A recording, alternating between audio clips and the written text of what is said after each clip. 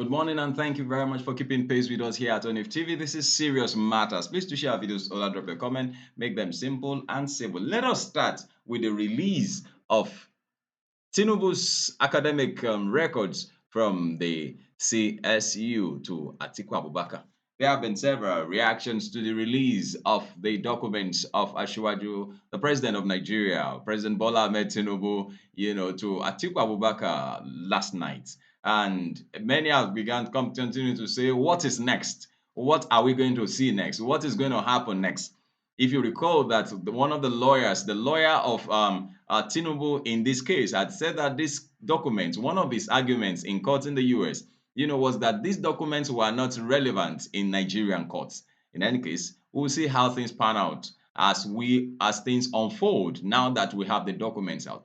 But the next question that might come to mind is, what are the variants in the documents that have been released and the ones that have been in the public domain and recent time? There have been several certificates, that have been put in public domain, and in comparison with the ones that have now been released. That's another question that's on the mind of people. We realize that the name on the certificate that's been released was being bloated. It said that the CSU says is for privacy reasons. However, they are able to say under oath that those documents are the documents of one Bola Ahmed Tinubu, that was issued in 1979. But then, many have also come up to say that Shiwaju kept saying that he graduated as an accountant from that university. But then the university certificate shows business administration. Well, somebody might want to prove that and say that, okay, that was the way it was being called before,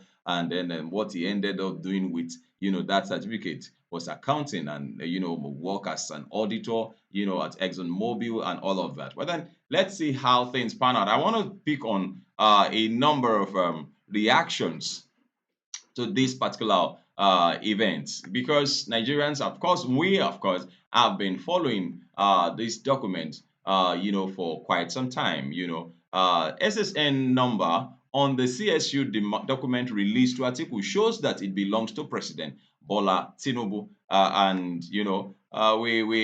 we also get a response from somebody like Festus Keyamo, who has not been speaking since he became minister in this particular administration. Well, at this time, he's saying from the response by Chicago State University, Atiku's journey to Chicago and back has been a journey to nowhere, a fruitless exercise, and an odyssey in self-immolation. President Tinubu and the Nigerians deserve an unreserved apology from him. I don't know what an apology have in common, because that was the same way he said Atiku should apologize when that Michael Chimogo, or what was his name, just before the election came out with some funny revelations about one SPU, SPV, and all of that. But then he's come out again. I haven't been silent for quite some time. He too had to apologize to the Senate, because he messed them up in the last administration. And so now that he needed them again, he needed to apologize to them and say he's sorry for what he did, so that he could move on in in this administration, haven't been called upon by President Bola Ahmed Tinubu. But then I believe that one of the things he's there to do is to speak in favor of President Bola Ahmed Tinubu, which of course he's just doing to that. But then many have come up to say that look, he doesn't have a say in this matter. He should just stay in his office and just do his job. I mean, it's all of that. But then many have this opinion that Atiku has been on an expedition of fruitless. He's been on a fruitless expedition, going that way to go and get this document, because the relevance in Nigeria courts is actually zero. But then the question in this is, how true is that? What is your opinion on this particular one? Now, the Tinubu's application to the CSU and admission letters from the CSU says he is male, considering the issue of documents and gender issue. The undergraduate admission application that Tinubu submitted to enroll in the Chicago State University has been released by the university to Atiku, and it shows that Tinubu is a male. So I wonder where we got the female, version of Tinubu from and all of that. Though, there is, we will now get to know which one is actually original, because when you look at that form very well, that form seemed look like something that was filled with, that was hand filled, whereas the other one that was being shown in the public domain actually was typed.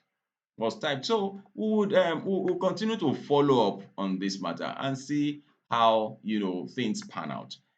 How much of effect is this going to have on the president remaining in office? Yes, we have had people react to this I mean, from different platforms, and the most recent of them is that coming from Peter Obi, saying that we cannot have leaders who cannot come out clear or come out true with their background and all of that and expect to have any significant growth coming out of such people. When we have people who are just coming to the stage to become the president of Nigeria or the president of a country just because they have an ambition and all of that, then there is little or nothing that such people can achieve or can do, because all they have come to do is to add to their CV of what they became or what they have become in life. And one of such is, oh, I want to be called the president. However, these people don't understand that this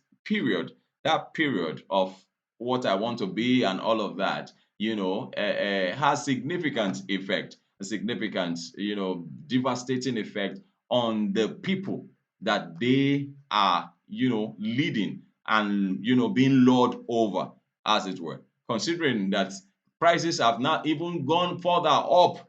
Peter Obi said, he said that the dollar now is now underground currency of Nigeria's economy. Today, the dollar is over 1,000 naira. The APC met a dollar at 180 naira. I think that was on the parallel market. That's black market.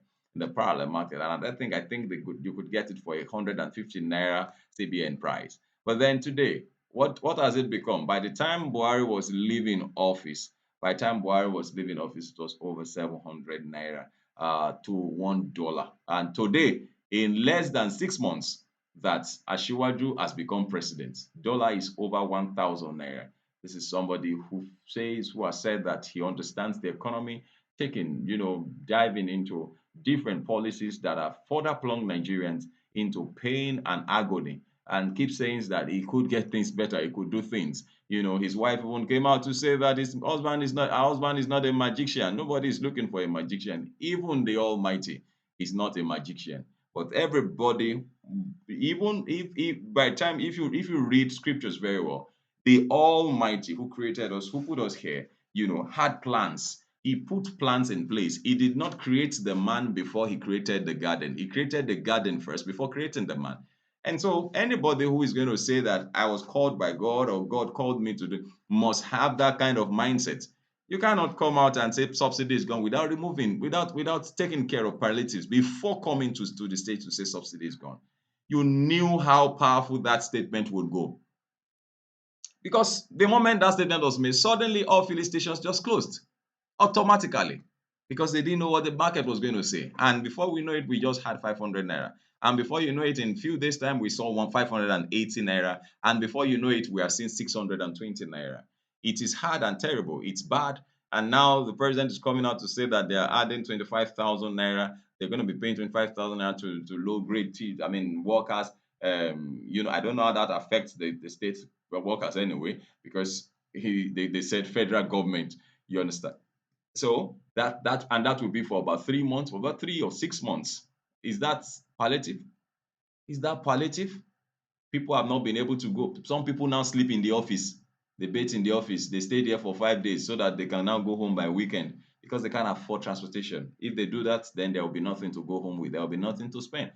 At the end of the day, then that is where we find ourselves today. That's where we find ourselves today. In any case, still on the release of Tinubu's document by the CSU as ordered by George Maldonado. The George actually did a very good job.